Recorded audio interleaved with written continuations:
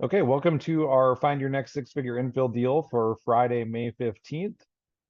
We cover the best infill deals in town, and the kind of the setup of the call is we first talk about a little bit of education and then get into my background, how the deal list works, and then we'll jump into some of the deals.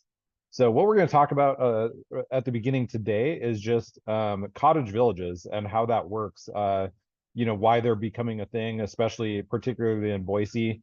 So Boise changed the zoning code back at the end of 2023, and they codified cottage villages. So before that, they had a couple of cottage villages that they approved with subdivision plats, and then they basically redid how they did cottage villages, which is really neat because essentially cottage villages provide for more attainable price point housing. So it was the kind of the first time Boise zoning has made moves to help with affordable housing or more affordable housing. And so they codified it in the zoning to allow for easier approvals. So we actually get approvals typically in about 3 months. You get a project approval because it's just an administrative approval. We don't actually have to go through the normal process, which is the planning and zoning commission, and then get approval from city council. So it's just an administrative staff decision. So that saves usually about 3 months on the approvals, and then you get civil plans approved. And the civil plans, it's kind of the same, mostly the same as subdivisions as well, but you don't have as public utilities on the site. You still have to put in the utilities, but basically it's just not as intense review as you would have if you put in a public street, for example. So that's one way that it saves time. So you save about 3 to 6 months on the approvals. So we typically can have those, have it ready to build in 6 to 9 months versus 12 months or longer. And then the other aspect of it is during the development process on a typical subdivision, you have to build out a subdivision, or sorry, you have to put in all the infrastructure and then you have to get the plat signed. Well, that process of getting the plat signed takes an additional 3 to 6 months. And so with a cottage development, you don't actually subdivide at all. So you can put in the horizontal infrastructure right before you go into the vertical. So you don't have that period of 3 to 6 months in between that you have to get the plat approved and signed. And so we save another 3 to 6 months on the development timeline because essentially you can go straight from horizontal to vertical. In some cases, you can do vertical at the exact same time. Logistically, that's just a little bit difficult, but we have a development coming up that we might attempt that, so we'll have a better idea of if it's possible or not. But essentially, you go from horizontal to vertical, one after the other, so that saves another 6 months of timeline there. Okay, we're going to jump into the details here. So if for those of you that don't know me or you're seeing this recording for the first time, my name is Zach Matson. I'm a developer and builder here in Boise, Idaho. I got started back in 2013 by house hacking. I bought a duplex, lived in one side, bought the other, rented out the other. And then I bought another one shortly, less than 2 years after that. And then about 4 months after that, I lost my job and I started flipping full time. So I got into flipping full time in 2016. Attempted to scale and basically found it difficult to scale flipping in Boise at that point. And so I got interested in infill development or development, and eventually bought my first property in 2019 and kind of scaled from there. So since then, from 2019 to 2022, I bought a few projects, and then 2023, I really decided I wanted to scale up the next year, so 2024, and so I bought a couple larger developments, and then basically the beginning of last year, I realized that there was just a ton of opportunity on the market that I couldn't possibly buy all the developments on my own. And so I was thinking about how I could create a system that would allow individual investors to basically take advantage of all the opportunities I was seeing that nobody really knew how to take advantage of them except for actual developers, and developers aren't doing the scale of projects that I'm seeing. So the type of deals that we're doing, they're a lot of times a more complicated or bigger than what an individual investor will do for their first time, and they're too small for the big developers to take on. So the big developers are doing the 40-acre subdivisions, And so we basically saw an opportunity where there's just a lot of opportunity that nobody really knows about. And so we created this deal list system. So the details on this, so if you're a realtor or an investor, we give you access, full-time access to our deal list. So if you're a realtor, we just have you watch some of the training videos. So we have a 3-part training series designed for realtors. So we have you watch those, and then we have you sign an agreement just saying that if you're going to use our strategies with your buyers on these properties, that you'll introduce us to your buyers early on in the process. And that essentially just helps us kind of establish that rapport and get that relationship going. But also, when you're actually under contract on a deal, it helps us get started right away on the due diligence that we have to do. And then a bonus to realtors as well. So we have offer marketing campaigns that you can co-brand with us. So we send out our Friday deal list. You can co-brand that with us. We also have other marketing materials that you can co-brand. And then if you're a realtor, you can also get if you're an investor, you can get full-time access to the list as well. So we also have that 3-part training that's tailored for investors. And then we just make sure that you have a signed buyer's representative agreement with one of our realtors that has access to the list. So if you're already using a realtor, you can bring them on. They just have to go through that same system. If you don't have a realtor yet, we can refer you to one of the people that have been in our through our training. And then we just have you sign a similar agreement, basically just an agreement saying that number one, you're not going to share our strategies with the public, and then the other thing is just basically saying that if you're going to use our strategies on the properties that we're identifying for you, that you're going to use us as the GC and for all the services. And that's really the way the system is designed to be able to implement it from being under contract all the way through the build. And then how we make our money. So just to be upfront about that, so we charge a consulting fee at purchase, and that's kind of helps make up for the time and investment, upfront investment that we do have into this list of setting up the system. And then we also do like 95% of the due diligence for you while you're under contract. So we have a 200-point due diligence checklist that we go through on these developments. And so we do most of that for you, and that consulting fee basically makes up for that time that we have into that. And then we're fully vertically integrated. So we do that due diligence. We go through the entitlements. We just charge a management fee for the entitlements. We still hire out all the professionals like the engineer, the landscape architect, all that fun stuff. And then we just manage that process in between all those professionals partnerships, and then also the agencies at the city and county. And then we just charge you a management fee for that. And then we also do the development on the horizontal, and then the build out on the vertical. And so we just charge our GC fee for that, just like we would anybody else.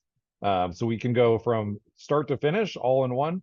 Now, what I will say too is we do have some clients that don't go all the way through vertical. So we prefer to go through vertical because essentially that's where the biggest chunk of money comes in for our team, is actually on the construction activities. But we do have a few clients that don't go all the way through vertical.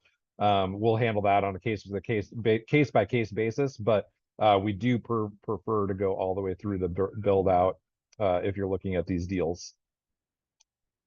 So a little bit of information on the background of our, I call it our 6 figures in 36 months or less infill deal offer. So essentially, I created this so that individual investors could take advantage of development without actually being developers. And so, when I was kind of thinking through how to set this up, I realized that obviously investors don't want to lose money on a bad deal. So we're trying to solve these problems. Or they're just worried about not knowing the process, or projects dragging on too long, worried about contractors cutting corners, or just not having control or visibility into the deal. A lot of investors, if they do passive investments, they invest in other people's deals in the form of syndications, or something, private money, something like that. The trouble with that, it's not necessarily trouble, it's just a different way, but essentially you don't have any control over the project. So you're passively investing, but you don't make any decisions. Somebody just has your money, and then if something comes up, a lot of times you don't know about any problems until it becomes a problem with your money. So we set this up so basically you have full control and visibility into the project. You retain 100% ownership. We just do all the heavy lifting for you. So some of the core components of this, so we do the expert deal underwriting. So every deal on our list, we vet and analyze and underwrite. So it is a high level underwriting. We go more in depth on the underwriting once you actually have it under contract, because it takes a lot more. However, I will say it's pretty accurate on a high level. It's just it'll get more accurate as we find out exactly what it's going to entail. Um, but we've done all these deals ourselves, so we're not just throwing numbers out there. We actually have a really good idea of what's going to be required and what those costs are going to be. So, like I said, the end result, the end numbers at the end of due diligence are usually pretty close to what we originally underwrote most of the time. Then we offer a negotiation support with you and your realtor. So these are not your standard home purchase. So typically there's a little bit of more due diligence timeline required. And so we just kind of give you feedback on how to structure those offers and deals to get these deals done. And then we do the step-by-step due diligence. So I mentioned that 200-point checklist that we go through. We do about 95% of that. The other 5% is just on the financing and if there's an existing property, if you have to rent it out. So we're not property managers, but if you don't have a property manager, we can help you facilitate that. And then we do the renovation of the existing house if that's necessary. So about probably more than half of the deals that we do, there's an existing house on them. And then maybe half of those, maybe not half of them, but close to them, need some kind of renovation on that existing house. And so we can do that as well as our as GCs. We have all the contacts to get those improvements done. And then we do the entitlement management. So again, working with the agencies and the professional agencies, we coordinate all that. And then we do the horizontal and vertical build out. Some of the bonuses that we give you with this offer too. So we give you our ultimate guide, introduction to infill development. So if you're on our email list, you usually get that sent out in the first email. And it's just a booklet basically that kind of explains a little bit more on infill development, gives you more background. Then we also are going to provide you with our due diligence checklist, that 200-point checklist. Once you're under contract on something, we'll give you access to that checklist so you can follow along. And then at the end of due diligence, we give you a one-page underwriting worksheet that essentially acts as your final go or no-go on that investment deal. So that's going to give you the full layout of, okay, what's the projected profit? What are all the costs? What's the exit strategy? Basically lays it out very simply on one page. And then we're going to find that'll be our final offer there. And then we're going to base our final guarantee on those numbers as well. And then once we start entitlements, we're going to give you our entitlements process checklist and with projected timelines. That we do the same thing once we're under construction with our construction process and inspection checklist. And then another bonus to that too is when we're going vertical on houses, we actually give you a third-party home inspection report. We inspected at 4 different phases during the build, so you can actually see what happens behind the walls. So if there's any mistakes that were made or anything that need to be repaired during the construction process, you actually see that step-by-step anything that came up during those inspection periods, and you get that at the end and see how everything was fixed. Essentially, it's just giving you peace of mind that you're getting a perfect home when it's all said and done. We're also doing a monthly progress call. So whether you have a deal with us actively or not, you can actually log on and watch or review or watch the replay on YouTube of our monthly progress call. That's where we go over the details of every project that we're working on. So we'll go from the advancements that we made from the previous month. So you can kind of get some more background, number one on your project, you get an update on what's happening with it instead of giving you sending you like weekly texts or whatever. We just do that in that monthly call. And then the other thing, so if you don't have a deal, you're just curious as to the background on how all this stuff works, you can watch that monthly call. And then now we get into the guarantees. So we have 2 different guarantees. One is our entitlements guarantee, and basically what that is that we're going to guarantee the unit count when we're done with underwriting. When we're done with due diligence. So for today's deal, for example, it's a 13-unit cottage. So once we're done with due diligence, by the end of due diligence, we're going to know and be confident in that unit count. Now it might change during due diligence. Sometimes we're like, oh, it's not going to work. We need to reduce it by one, or maybe it increases by one. So but by the end of due diligence, we're going to be really confident in that unit count. And if we don't achieve that unit count when it's all said and done, we actually waive our next consulting fee, or on the next project, or we'll apply it towards the development costs themselves. And then we also have our underwriting guarantees. So essentially, at the end of due diligence, we're going to have our final projected profit, and then we guarantee that you're going to make that profit. And if you don't meet at least 100% of that projected profit, we're going to refund you up until you do, and that's up to 50,000 per deal, for up to 2 homes split off, or it's up to 20,000 per home after 2, up to a maximum of 200,000. So for example, today's deal, it's 13 homes, and we have it projected at 447. So let's say we get to the end of due diligence, and the profit, we say, okay, we're going to guarantee that it's going to make at least 400,000. And so if you don't hit that minimum of 400,000, let's say it only makes 350,000 once it's all said and done, we're going to kick in that extra 50,000 and make sure you meet at least your 400,000.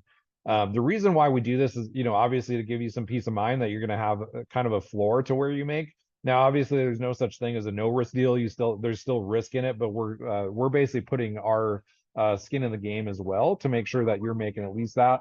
The other aspect of this too is we're really conservative going into these deals, so it's pretty rare that we complete a deal and it doesn't turn out the way we projected it. But we're having skin in the game to make sure that it does. Okay, I'm going to get into the deals here. I'm going to share my screen. Does anybody have any questions while I'm pulling up my share screen? Feel free to unmute yourself and ask if you have any questions as we go along.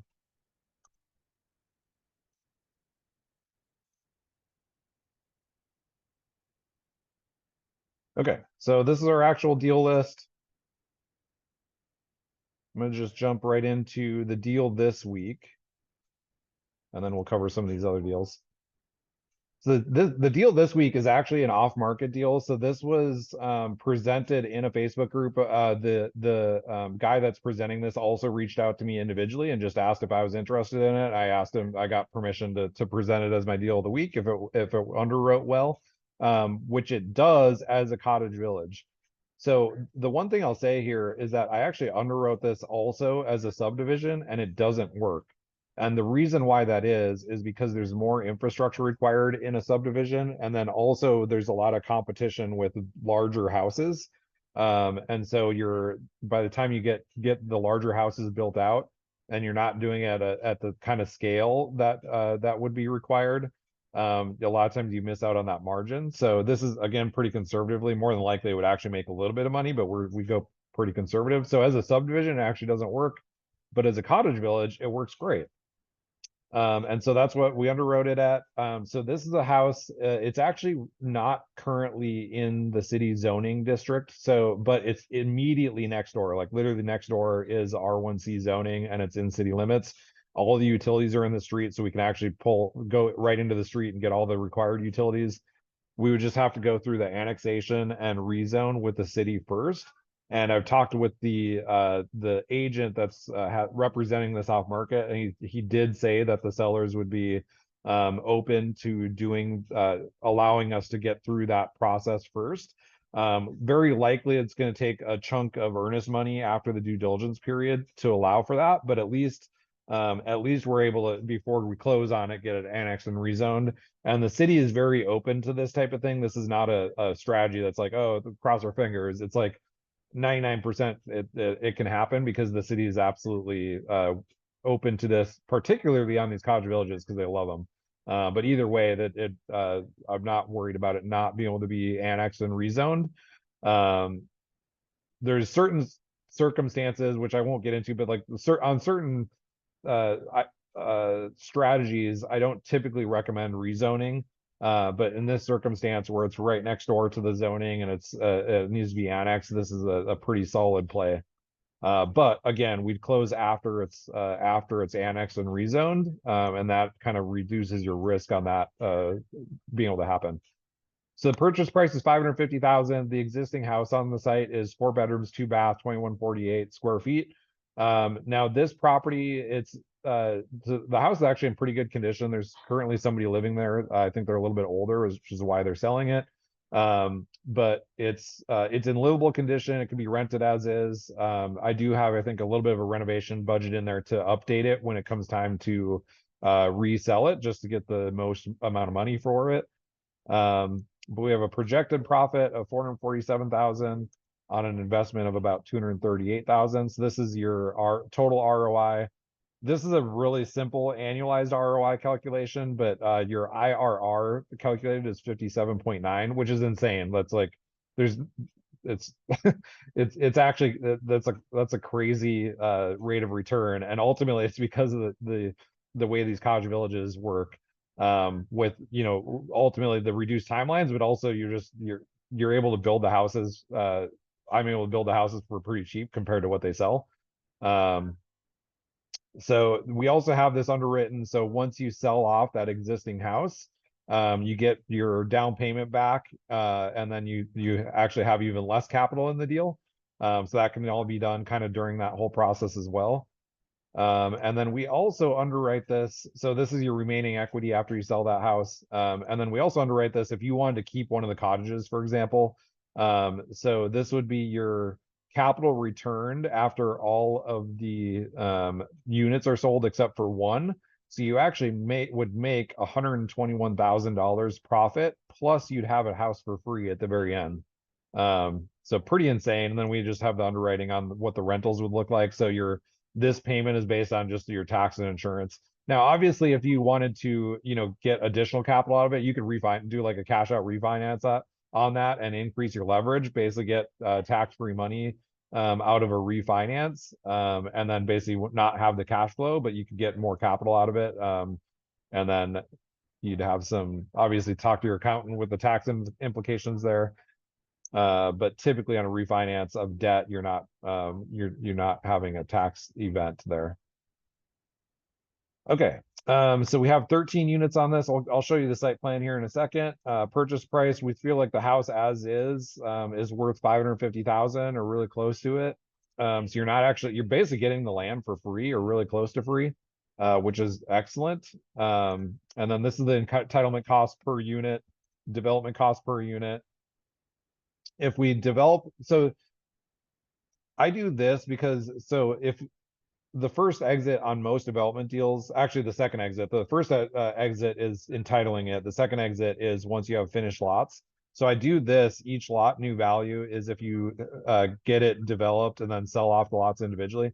On these cottages, you're not actually selling these lots individually because they're not individual lots. It's a condo plat, so it's still all on one parcel. But if you got it, put in all the infrastructure and wanted to sell or had to sell, this is per unit before you built what we feel like it would be worth. And that's probably pretty low even. It's probably close to 100,000 or maybe even a little bit more. But then we have cottages, you can build a maximum of 1,000 square feet. So we have 3-bedroom, 2-bath layouts for that. At 1,000 square feet. This is your vertical cost. We factor in also what the construction loan would cost on that. Oh, by the way, the horizontal is also factored in with a construction loan with interest. And then your vertical interest here. So this is your total cost to acquire it, entitle it, develop it. And this is before the cost to finance it. So then we have a sale price on this of 350. Now this I think is pretty low, but again, so South Boise, your new construction prices are a little bit lower than they are in other areas of town. But I think this might end up being close to 360 or 370. Again, we try to go in conservatively here. Then your sale cost and then your profit per unit here. Then I have a renovation budget on here, basically just to update the existing house. Now we haven't seen this in person yet, but from the pictures, it actually looks pretty decent. It looks like it probably just needs paint and, fixture updates and that kind of thing. So that would cover all that. And then the resale price after you fix it up. Now this existing house, you do lose a little bit of money, and it's mostly just because your holding costs plus your sales costs when you sell it, assuming that the market doesn't increase drastically from now when you purchase it until a year from now when you're selling the existing house. This is if you were to refinance all of the debt that you have on it. And then this is, I think, after you sell the existing house. So this is the debt on the cottages. And then what I started doing too, because I wanted to have a clearer picture of like how close this is to what the lenders are going to underwrite, which is 70% loan to value, 80% loan to cost. Some of them do a little bit higher, but 80% is make sure that we have this in a good spot. So I just want to make sure there's not a drastic difference between this total debt and what they're going to underwrite. So for example, this 70% loan to cost and this 80% loan to cost is pretty close. And your capital in the deal here, this isn't fact, so this is your total cost. So they're going to finance up to 3.4 million. And then this debt is assuming you're doing all the construction financing. So they in this case, you would actually have to come in with an additional about 200,000. But what we don't look at here is this is if you were to do all of them out all at one time. The other thing too is, most lenders are going to do 85 or 90. So this is just worst case scenario. If you did them all at one time, you'd have to come in with an additional 200,000. But what I was going to say is that we're not going to do all 13 at one time. We're going to look at the market absorption rate. More than likely, we start with 4. So you're not taking out all this debt at one time. So they're going to do it probably in 2 phases or maybe even 3. So these numbers end up looking really good, and your total capital is going to be really close to this. Now, what I will say is, like, once we start that the actual due diligence, we're gonna, we'll get this dialed in. This can go up or down based on the actual due diligence we're doing. This is just that high level number. And then I started doing this to make sure that there's not a drastic difference between that cash number, this debt, and this debt. But this isn't like kind of a end all be all number. Okay, any questions so far on this deal before I'm going to show you the deal sheet on it. Okay, so this is the deal sheet that I send out in email. So if you're a realtor, you get these, and then you can, enter your information on the bottom. I also send this directly to our investors on the list. So we have a total investment at 238, total return, including profit and that initial capital return. This is if you sell all of them, so you're getting 685 back, 2.8x equity multiple with a 59.7% IRR. And then this one, we have 2.5 years. Now, normally cottage villages are 2 years to exit. This is a little bit longer because we would have to go through that annexation and rezone. And I'm going to jump into the site plan. Well, yeah. Let me see if I have it actually. I don't have it pulled up. I will pull it up here in a second. But anyway, so this is South Boise, 1.2 acres. So it's currently county zoning, which is RSW.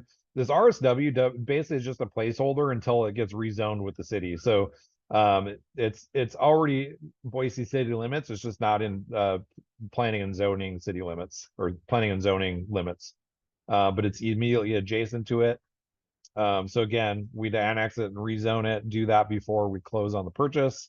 And then we can do 13 individual cottages. It is off market, so that's kind of a bonus with this one. It's not currently on the market. And again, with cottage deals, you save about a year of timeline because you don't have to subdivide it. If you're keeping this project as rentals, there's some 100% bonus depreciation benefits with that as well. That's only basically if you keep them if you keep them, or if you're if you keep them as rentals.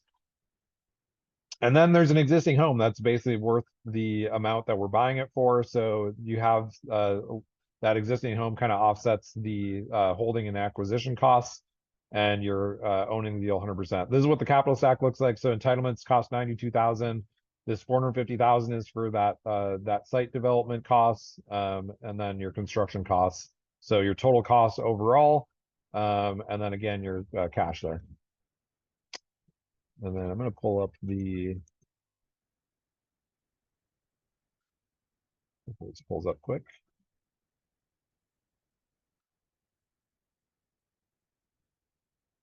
the site map here just to give you an idea of the location.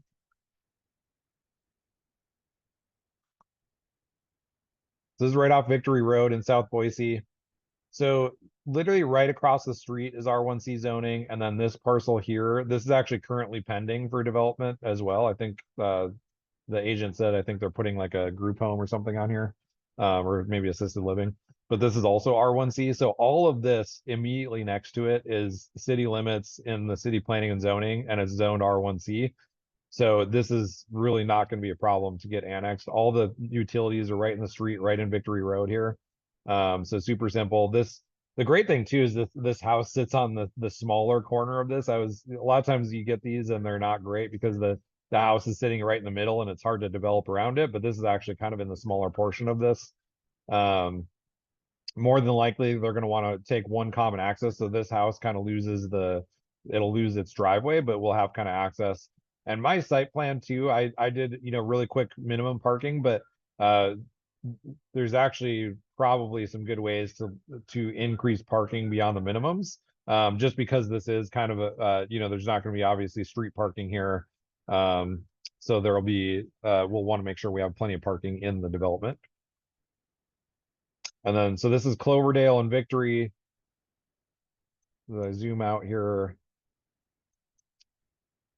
and kind of give you an idea of where this is compared to the rest of town. So it's about 1.5 miles from the freeway up here. And then this is that, like all the shopping over there and everything in this area.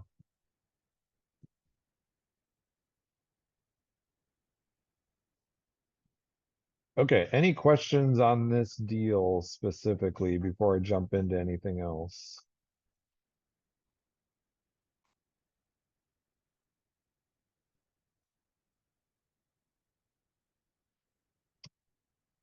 Okay.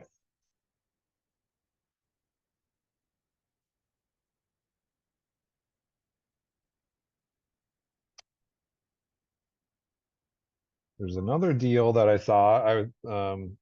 That's also could be cottages, but I think profitability wise, it's not as great. And the reason is primarily because they're asking a premium on the land. So they're asking $725,000 for the house, and the house itself is probably only worth 500 as is. So you're actually paying a premium on the land. So what we try to do on all these developments is get the land as close to zero cost additional as possible. That's not always the case. Most of the time you're paying some kind of premium, but depending on what it is, like on the cottages, you really want to go in with this being pretty close to zero. On subdivisions, depending on the location of town, this premium can still be a good deal if it's, anywhere from 25 to 100 sometimes, again, depending on the location. But obviously it's going to be a better deal the closer we can get this to zero, because then that's going to offset a lot of your build costs and development costs and everything. Particularly when you're subdividing. Obviously, if you're buying land outright, that's just vacant land, you're going to have the premium on the land no matter what. But so there's another cottage deal.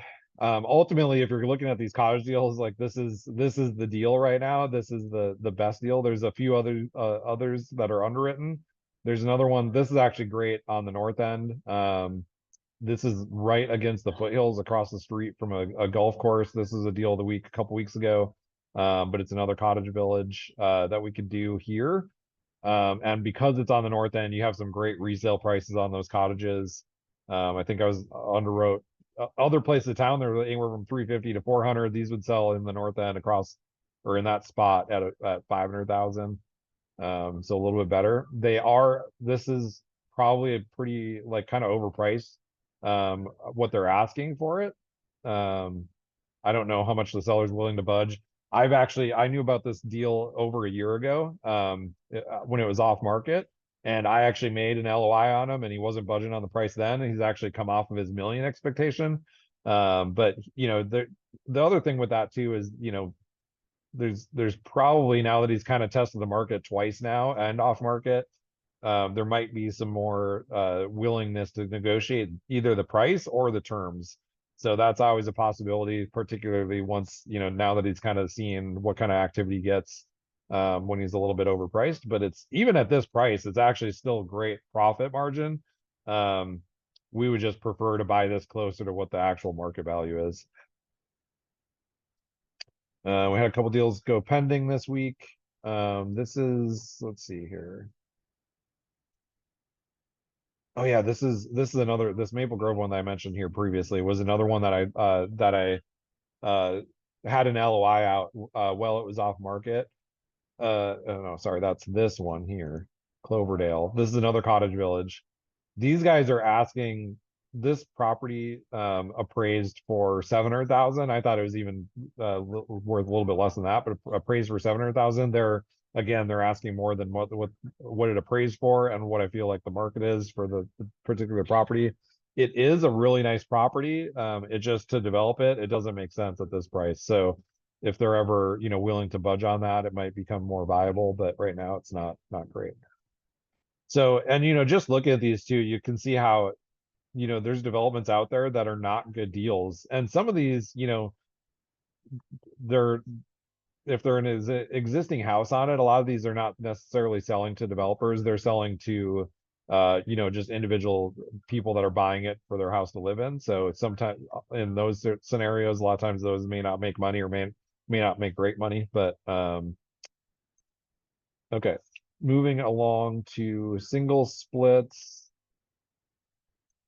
We don't have any really great deals right now. This one on Kerr is okay, and it would actually be a six-figure deal. The problem is mostly when you come over to like when you build and sell the new house, you actually make almost six figures. In fact, you probably would end up making six figures. Again, that's just conservative. But the problem is when you go and sell that existing house, you just have those sales costs there that you're losing money on, assuming that the market doesn't go up. So that kind of offsets the gains that you make from the existing house. But it's still, if you're looking for a smaller deal, this is about a $50,000 profit. Again, that is probably on the conservative side. So it is, it is a deal, just not one of our, ones that we project out to be, six figures or more.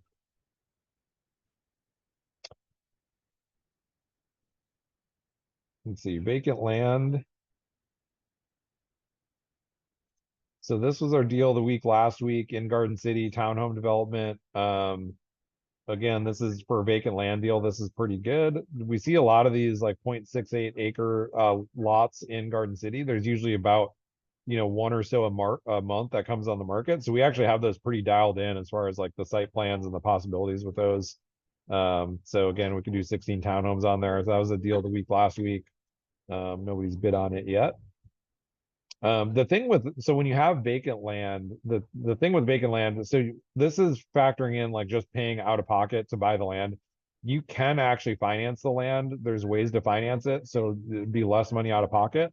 You just have interest costs over time, so it ends up, this might be closer to 500,000 or 600,000. So you save a couple 100,000 out of pocket, but your profit goes down as well because of the interest costs that you have on it.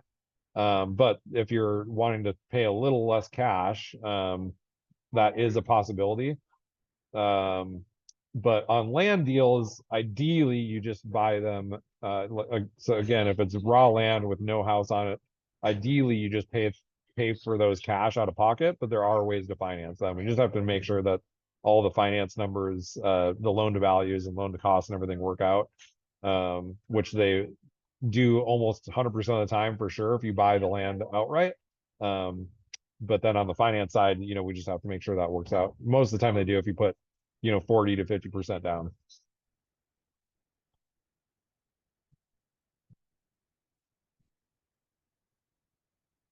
Okay, so I'm just going to briefly talk about this. So we've had this as a deal of the week in the past. This is still in the market.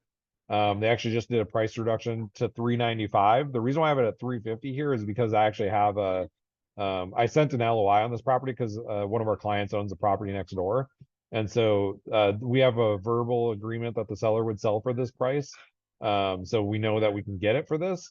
There's another parcel next door to this one as well that we would actually want to do this one and the other parcel as an assemblage. The problem with that is that the other seller He's in construction himself, and he thinks he can get more money out of it if he sits on it for a while. So he's basically expecting to get more than the market value of his house. So I sent him an LOI, and he basically shot it down. He won't give me a number of what he's asking, but if we have somebody that's looking at these, we can probably negotiate that other property. I know he'll sell it. It's just a matter of what price. But the other thing, so the thing I mentioned to him, because his parcel specifically, we can, if he developed it on his own as his, like, that one property, you can only put maybe 5 houses on it. But if we developed it as part of the assemblage, we can actually maximize the density by maximizing the site plan, and we could actually do 8 units. So his parcel, if we were able to do it with everything, we could actually maximize the density a little bit more. So it makes sense to pay a little bit extra for it. We just have to come to that price. So anyway, I just wanted to bring that up if somebody's watching this that's interested in doing something like that. I think that's pretty much all of the deals. We've had these these condo towers on here. This one's pending now, but we have somebody looking at this. I didn't underwrite the rest of these because so I set this up for multifamily. As multifamily is hard to pencil right now because of the long-term debt refinance and what it costs to develop and build it. They almost always don't pencil unless it's in, like, this one penciled as an apartment because it's literally in the Whitewater Park area. And so, like, the rents that you get in that area and everything is great. So, like, sometimes they'll pencil if they're like on the north end or in this great spot of Garden City, but most other areas of town, they don't pencil well as multifamily.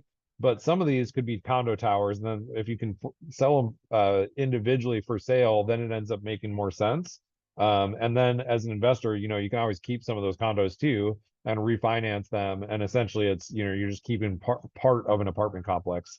And so there's some possibilities with those strategies. So, I'll kind of, these take a little bit longer to underwrite. So that's why I don't kind of do all of them here, but also just, I know on a lot of them as apartments, they just don't work. So, that a lot of times it doesn't. So for example, like, these are already approved for 29 units, 21 units, 12 units. I already know that's not going to pencil. So it doesn't make sense to underwrite it because it's unless you want to spend a couple of million to break even on your monthly rent and then count on the long-term appreciation. That is a strategy that people do, or if you're using 1099 funds or 1041 funds, 1031 funds, sorry. That is a strategy we can employ. I just know that, how we underwrite deals and what we feel is a good deal on apartments, it's not going to look good. So that's why we don't underwrite these further. Okay, that's pretty much all I wanted to cover. Does anybody have any questions before I'm gonna stop my screen here, but anybody have any questions on anything before I say goodbye?